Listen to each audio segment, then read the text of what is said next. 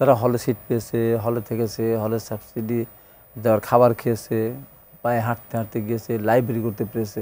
ছাত্রদল তো সেগুলি পারেনি। একবারে যে সরকার তাদের নেতাদেরকে ধরে ধরে ফাঁসি দিয়েছে, জেল দিয়েছে, সেই সরকারি ছাত্র সংগঠনের সাথে একই মিছিলে যাওয়া, একইভাবে স্লোগান দেওয়া, এটা একবার অনৈতিক না? মন্তব্য করেছেন জামায়াত ইসলামের আমির শফিকুর রহমান। তিনি বলেছেন যে ঢাকা বিশ্ববিদ্যালয় কেন্দ্রীয় ছাত্র সংসদ ডাকসু ও জাহাঙ্গীরনগর বিশ্ববিদ্যালয় কেন্দ্র সংসদ জাকসু নির্বাচনের প্রভাব আগামী নির্বাচনেও পড়বে। এবং তিনি বলছেন যে ডাকসু জাকসু নির্বাচনে ইসলামী ছাত্র শিবির বিজয় লাভ করেছে, এ বিজয় অনেকেই অভিভূত হয়েছে, এ নির্বাচনের প্রভাব আগামী জাতীয় নির্বাচনে পড়বে। আপনার মনে হয় যে এই নির্বাচন প্রভাব পড়বে? এই প্রশ্ন নিশ্চয়ই অনেকবার শুনেছেন। এটা উনি দলের আমির, উনি এটা বলবেন, এটি স্বাভাবিক।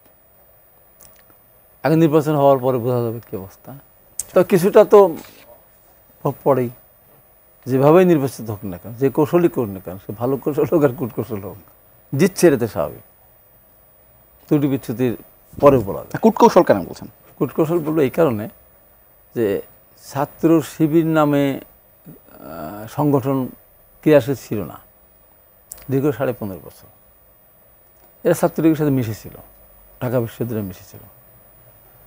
একটা সংগঠন করে যদি সেই সংগঠনের আদর্শ জলাঞ্জলি দিয়ে একবারে যে সরকার তাদের নেতাদেরকে ধরে ধরে ফাঁসি দিয়েছে, জেল দিয়েছে, নিষিদ্ধ করেছে, তাদের প্রতীক নিষিদ্ধ করেছে, নিবন্ধন বাতিল করেছিল, সেই সরকারি ছাত্র সংগঠনের সাথে একই মিছিলে যাওয়া, একইভাবে স্লোগান দেওয়া, এটা একবার অনৈতিক না? এই কাজটা করেছে তারা, আলাদা কোনো মিছিল কিন্তু করে নাই। এই ছেলেগুলি সবই পরবর্তী সময় যখন আত্মপ্রকাশ হলো যে ঢাকা বিশ্ববিদ্যালয়ের এখন যারা ভিপিজিএস, তার ছাত্র শিবিরের একজন প্রেসিডেন্ট, একজন সেক্রেটারি, ওই যে ছেলে একসাথে এরা তো মিছিলে গেছে, মিছিল একাকার হয়ে গেছে। এরা যদি ছাত্র শিবিরের সভাপতি সাধারণ সম্পাদক ডিক্লেয়ার না করতো তাহলে তারা ক্যাম্পাসে থাকতে পারতো না, ছাত্রলীগ যেমন পারেনি। এই জন্য বলছি এইটা সারা বাংলাদেশের সমস্ত বিশ্ববিদ্যালয় ক্যাম্পাসে একই ঘটনা। ছাত্রদলের ছেলেরা কিন্তু ছাত্রলীগের মিছিলে যায়নি, তাদের লেখাপড়া জীবন নষ্ট হয়ে গেছে। বাবা মা খুব শখ করে এবং তাদের মেধার কারণে তারা ভর্তি হয়েছিল বিভিন্ন বিশ্ববিদ্যালয়, লেখাপড়া সমাপ্ত করে যেতে পারেনি অনেকে, বিভিন্ন 20%। শিবিরের কিন্তু 2-1 বাদে, টাকা পরে ধরা পড়ার 2-1 অত্যাচার হয়েছে, অস্বীকার করল না, কিন্তু শিবিরের লেখাপড়া সব ঠিক ছিল। তারা হলে সিট পেয়েছে, হলে থেকেছে, হলে সাবসিডি দেওয়ার খাবার খেয়েছে, পায়ে হাঁটতে হাঁটতে গিয়েছে, লাইব্রেরি করতে পেরেছে। ছাত্রদল তো সেগুলি পারেনি, কিন্তু তাদের আপোষ করে নেই, তারা আপোষ করেছিল।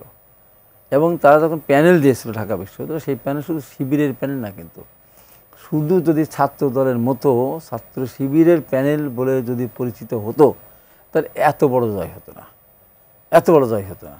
এই প্রথম কথা বলবো। দ্বিতীয়ত কথা, অনেকেই আমরা দেখছি পরবর্তী সময়ে, যেমন ডাক্তার নাম কি, ওই যে বিদেশি ছিল, নাম ভুলে গেলাম, একটা মাসুদ, আর একটা হলো পিনাকি, কিন্তু না, আরে শিবিরের, হ্যাঁ হ্যাঁ, মানে এখন বিএনপি থেকে যে জয়েন করলো, পরে নাম হলো মনে হলে বলবো। যাই হোক, এই যে ঘটনা এখন যেটা উনি বলেছেন, কিছুটা প্রভাব তো পড়বেই। আচ্ছা, কিছুটা অস্বীকার যদি আমি করি তো গায়ের জড়িত ঠিক হবে না। তবে অতীতের যেগুলি, অতীতের আর এটির ভিতরে পার্থক্য আছে। অতীতে ধরেন যারা ছাত্রলীগ জিতেছিল, যখন এর আগে রাষ্ট্রীয় বিশ্ববিদ্যালয় জিতেছে, ছাত্র ইউনিয়ন জিতেছিল 72 সালে, তাদের মূল সংগঠন শক্তিশালী ছিল না। এর আগে মাহমুদুর মান্না ভাইরা জিতছে, ভিবিজে সহ জিতেছে, তখন তাদের দল শক্তিশালী ছিল না। কিন্তু এখন শিবিরের থেকে যারা জয়লাভ করেছে তাদের জামাত ইসলাম দল হিসাবে মাঠে বেশ শক্তিশালী। সেই কারণে সেই প্রভাবটা পড়তে পারে। আমরা আবার আলোচনা আসলে মোহাম্মদ ইয়াসিন হাবিব ভাই যেটি বলছিলেন যে আপনারা জিতেছেন, ঠিক আছে, আপনাদের সংগঠন শক্তিশালী, কিন্তু আপনারা কূটকৌশলের সেই আশ্রয় নিয়েছেন, ছাত্রলীগের সাথে আপনারা আপোষ করে রাজনীতি করেছেন এতদিন। বিসমিল্লাহির রহমানির রহিম। আজকের এই টকশোতে সম্মানিত সঞ্চালক, আমার সাথে বিজ্ঞ আলোচক, দর্শক যারা দেখছেন সকলকে শুভেচ্ছা জানাচ্ছি, স্বাগতম জানাচ্ছি। দেখেন, আমি এই কথা তীব্র আপত্তি জানাচ্ছি, নিন্দাও জানাচ্ছি। হাবিব ভাইরা খুব কাছ থেকে দেখেছেন ছাত্র শিবিরের উপরে নির্যাতন, নিপীড়ন কীভাবে চালানো হয়েছিল। আমাদেরকে শুধু হত্যাই করা হয়নি, ছাত্র শিবির কর্মী সোহানের নাম শুনেছেন, ছাত্রলীগ সেই সোহানকে হত্যা করে চোখ উপড়ে ফেলা হয়েছে, জিজ্ঞাসা চরিতার্থ করা হয়েছে। এমন কোনো বিশ্ববিদ্যালয় নাই যে বিশ্ববিদ্যালয়ে ছাত্র শিবিরের নেতাকর্মীরা হত্যার শিকার হয়নি, নিগ্রহের শিকার হয়নি, নির্যাতনের শিকার হয়নি। ঢাকা বিশ্ববিদ্যালয়ের বুয়েট ক্যাম্পাস, আমি তখন ছাত্র শিবিরের সেন্ট্রাল প্রেসিডেন্ট, তখন আমার দপ্তর সম্পাদক ছিলেন ইঞ্জিনিয়ার সিরাজুল ইসলাম, তিনি পরবর্তী শিবিরের কেন্দ্রীয় সভাপতি হলেন। বুয়েট ক্যাম্পাসে ছাত্রলীগের নেতাকর্মীরা, তার মধ্যে একজন নেতার বাড়ি পাবনা ছাত্রলীগের, আর ইঞ্জিনিয়ার সিরাজের বাড়িও পাবনা, তার প্রত্যেকটা শরীরের এমনভাবে কোপানো হয়েছে ভিতরে হাড্ডি পর্যন্ত দেখা গিয়েছে। এই যে নির্যাতন নিপীড়ন, শত শত নেতাকর্মীকে শহীদ করার পরেও যদি ওনারা যদি বলেন যে আমরা ছাত্রলীগের সাথে আঘাত করেছি, এই যে আমাদের জামাতের আমির একটা কথা বলেছেন না যে ফেসিবাদ যেন নতুন করে উত্তরণ না হয়, এগুলো তো ফেসিবাদী কথা। আপনি একজন জুলুমের শিকার হলো, নির্যাতনের শিকার হলো, নিপীড়নের শিকার হলো, আমরা যদি আপোষ করতাম তাহলে আমাদের শীর্ষ 11 জন নেতা ফাঁসির কাজটি কেন শহীদ হলেন? আমরা যদি আপোষ করতাম তাহলে ছাত্র শিবির জামাত ইসলামের 500-এর অধিক নেতাকর্মী কেন শহীদ হলো? আমরা যদি আপোষ করতাম আমাদের যাদেরকে ফাঁসির কাজটি ঝোলানো হয়েছে তাদের সন্তানরা 8 বছর ধরে আয়নাঘরে কেন ছিল? এই প্রশ্নগুলো জাতির সামনে। সাদিক কায়েম এস এম ফরহাদের কথা আমরা বলছি, এস এম ফরহাদ নামে আরেকজন ছিল, এই সাদিক কায়েম কিন্তু এস এম ফরহাদ, তিনি বলছেন মিছিলে গিয়েছেন, একটা মিছিলের সিঙ্গেল কোনো ছবি দেখাতে পারবেন? ঢাকা বিশ্ববিদ্যালয়ে তারা বলছেন যে ছাত্রদল কখনো ছিল না। ছাত্রদল যদি 30 জনের কমিটি দেওয়া হয় সেখানে 13 জন ছাত্রলীগের পাওয়া যায়, এটা কি অসত্য?